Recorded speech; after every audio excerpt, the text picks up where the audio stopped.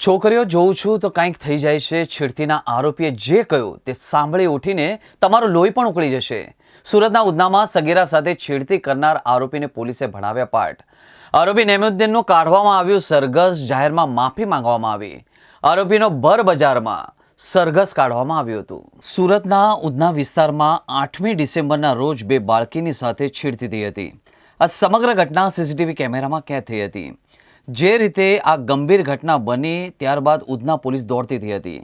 ઉધના પોલીસે અંદાજિત 700થી વધુ સીસીટીવી ફૂટેજના આધારે આરોપી સુધી પહોંચી હતી અને આરોપીએ અરમાનની ધરપકડ કરી હતી. સૌથી મહત્વની વાત તો એ છે કે અરમાનનો ડાબો હાથ થોડો વાંકો હોવાના કારણે પોલીસ તેની સુધી પહોંચી હતી.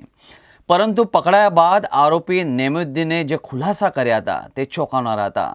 સુરતના ઉધના બાળકી સાથે છેડતીના મામલામાં પકડાયેલા આરોપી નેમુદ્દીને આજે જાહેરમાં સરઘસ કાઢવામાં આવ્યું હતું અને એટલું જ નહીં, તેની પાસેથી જાહેરમાં માફી પણ માંગવામાં આવી હતી. ભર બજારમાં તેનો વરઘોડો કાઢવામાં આવ્યો હતો. ઘટના સ્થળેથી દૂર સરઘસ કાઢવામાં આવ્યું હતું. તેને પકડવા માટે સુરત પોલીસે 700થી વધુ સીસીટીવી ફોન વળ્યા હતા તો 5 જેટલી ટીમો શોધખોળમાં લાગી હતી.